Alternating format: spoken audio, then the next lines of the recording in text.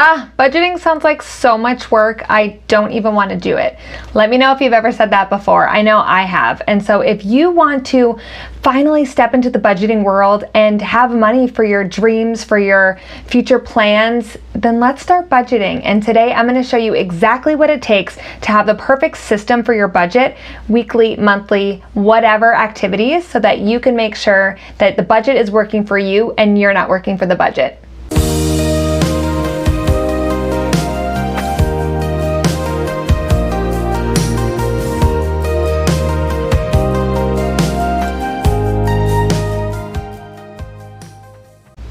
All right, when you think of budgeting, I want you to think of something that takes less than 5 minutes at a time and something that you can do while you're doing something else that you already love. So are you in the bath and you're sipping some wine and you just have a couple minutes to log into your app? Or are you ready to jump into bed and you're about to grab your favorite book and you wanted to just reconcile a couple of things right before you go to bed?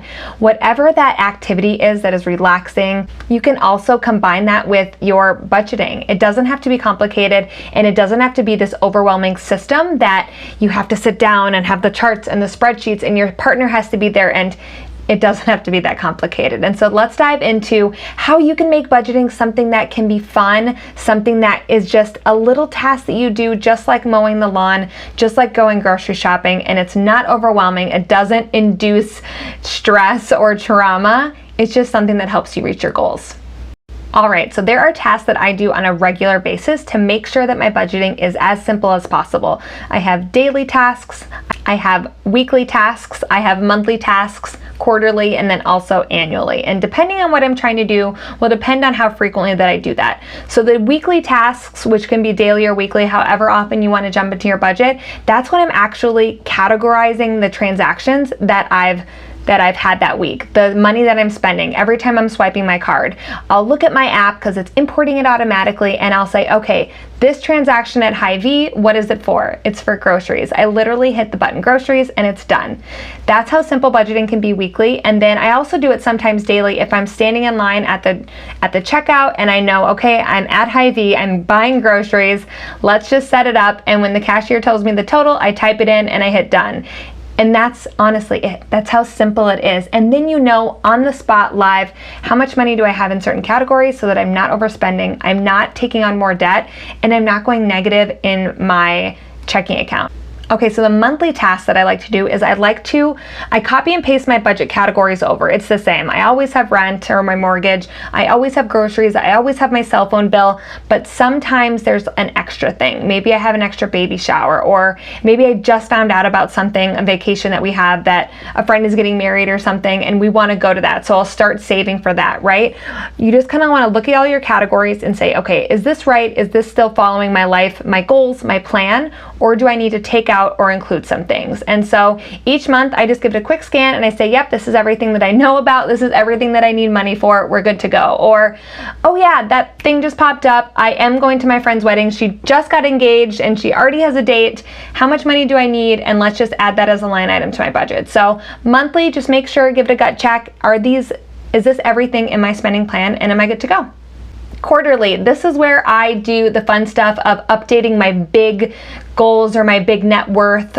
So when I did have debt, I spent quarterly time to adjust how much my total debts were. So monthly I wasn't adjusting it, I was paying extra every month, but the number wasn't going down soon enough for me to update my new debt total every single month. I kind of like doing that on a quarterly level. Same with my net income. It doesn't drastically change every single month. I don't make enough money for it to go up that much, but quarterly, every 3 months, it does change enough where I can see the momentum and I get really excited. So quarterly, Derek and I have a budgets and beers. I did not create that title. My friend Andrew did, and him and his wife use it, and I was like, oh my gosh, I love it so much. We're doing the same thing.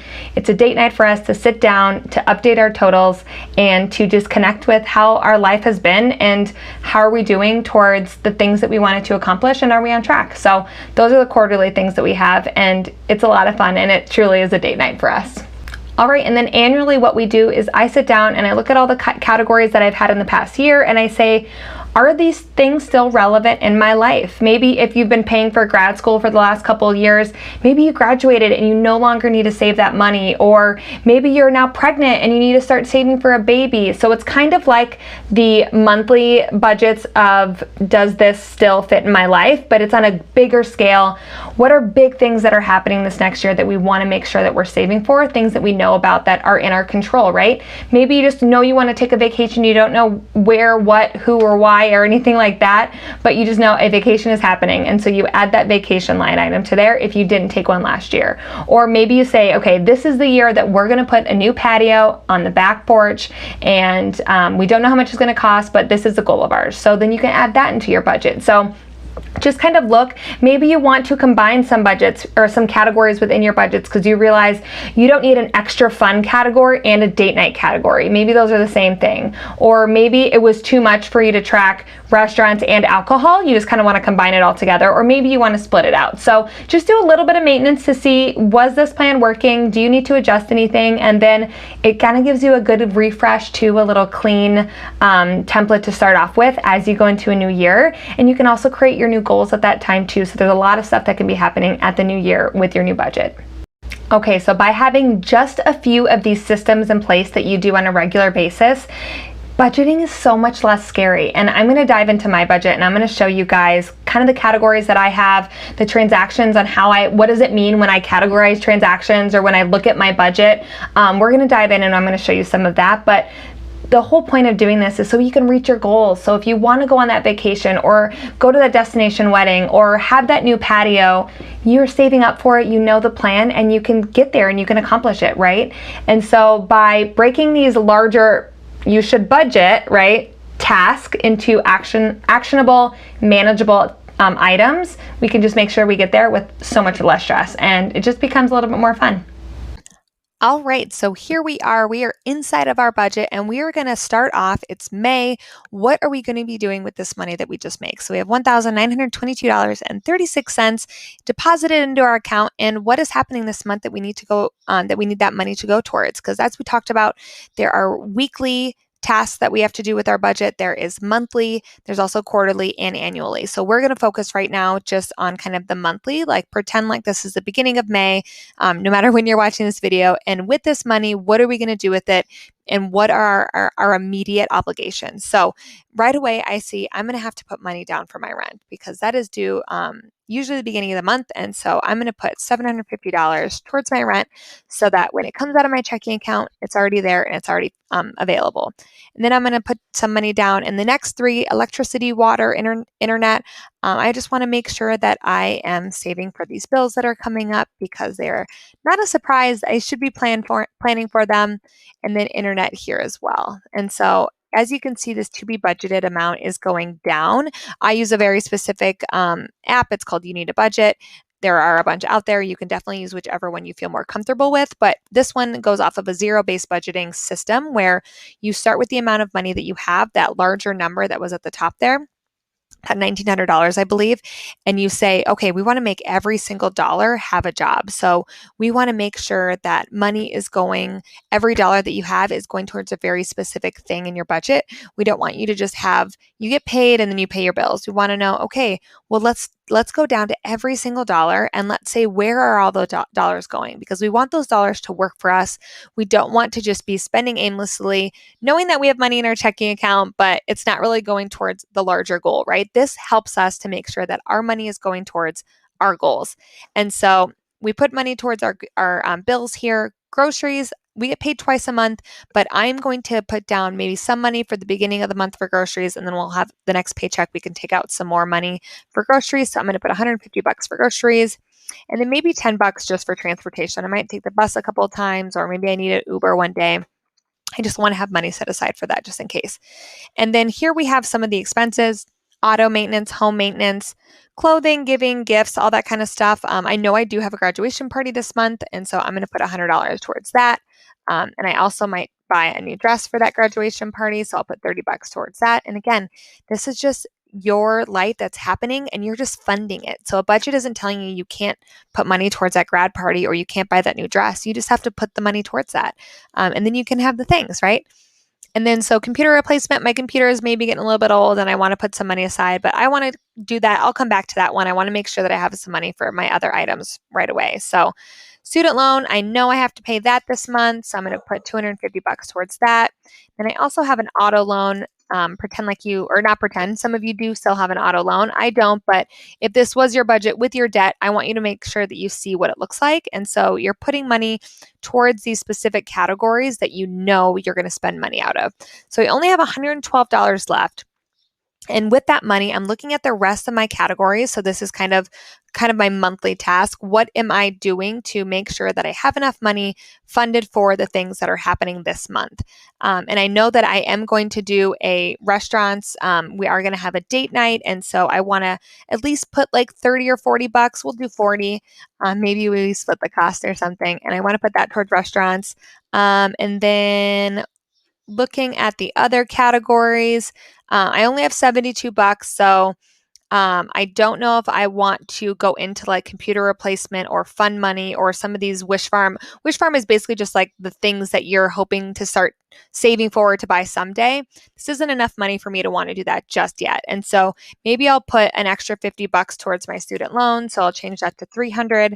And then after that, maybe I want to put a little bit more money in. I'll do a little bit more money in groceries. So I'm just going to add the rest of that in groceries.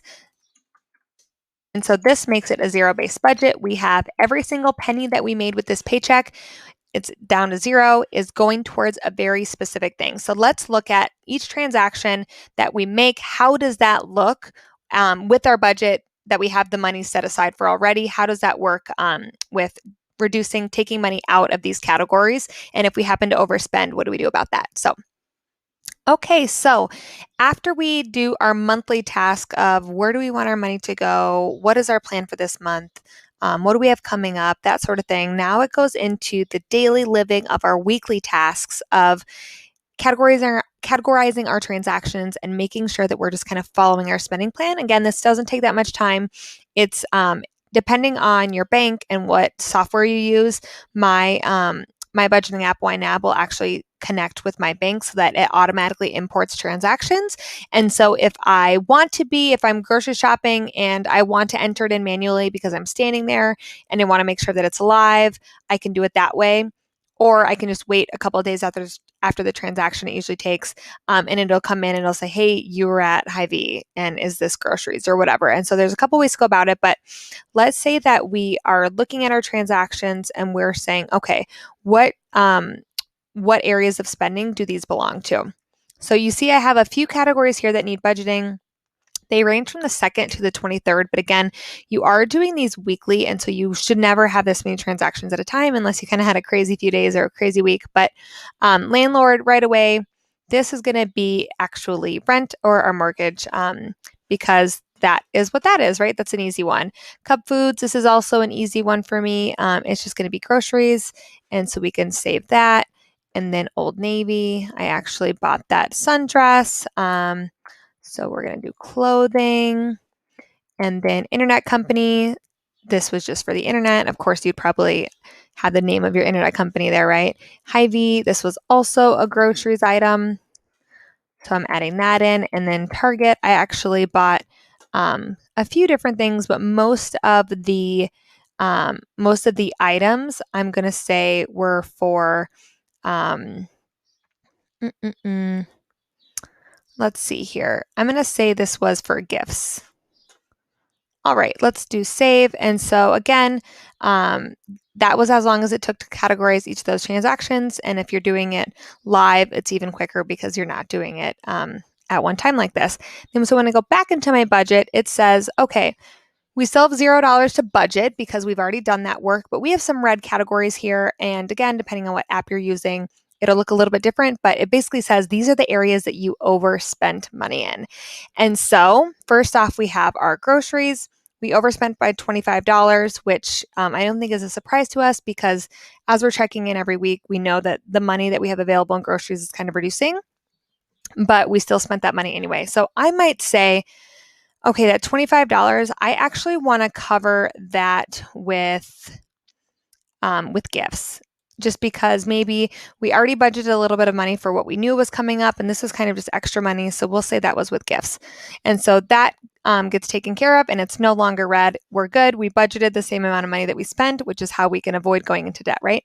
Clothing, I said I was only going to spend $30 on a sundress, but I actually spent $35. So it's only $5. You may be thinking to yourself, why do I even have to reconcile that? It's only $5, but we want to make sure that we're not going into debt. And when $5 adds up, especially if it's in every category you're $5 over, it could be quite a bit of money. So I'm just going to click on this and say, okay, where do I want my money to come out of? And there might be some obvious ones, like you could do gifts again. I don't want to do any of my bills. That doesn't make sense. Restaurant money, I could take it out of, but I could also up here, maybe I look at electricity and maybe I say, ooh, my electric isn't due till the end of the month. So I have one more paycheck coming. So I'm actually going to take $5 out of electricity because it won't be that big of a deal right now. And then so just looking down, I have no other red categories. And so my spending for the week was good. Nothing went into debt and I don't have to worry about, oh my gosh, where am I going to find this money? How am I going to pay my credit card bill? Because it is all accounted for. And then so as you spend money, enter in your transactions, categorize them, and do this each week, every few days, whenever you just have some downtime. And it truly only takes a few seconds. And then you can make sure that you're staying on top of things and you're never too far behind. Because when we get too far behind, that's where it can take up some more time. And so that's how you categorize transactions and that's how you move money around. We did our weekly, our monthly items, as we mentioned before, tracking your debt and your net worth and other spreadsheets, or even in your software, depending on what you use. All easy tasks to do to stay up to date with things. And then the annual task that you have is just making sure that your budget is good for the year that you have ahead. So let's pretend this is December. We can actually even it only lets me go 3 months ahead here. So we'll just pretend like this is December and we're going to say, okay, do all of these categories still make sense in my life? Do I need to add anything? Do I need to take anything away? Maybe you sold your car and so auto maintenance doesn't make sense and you can just delete it. Maybe you can change this to either rent or a mortgage, depending on what your situation is. Maybe you are renting an apartment and electricity is included now and so you don't have to pay for that. So you could delete that. Maybe you still have student loans, but maybe you're going to grad school and you want to start paying for that in cash so you don't have to take out more loans.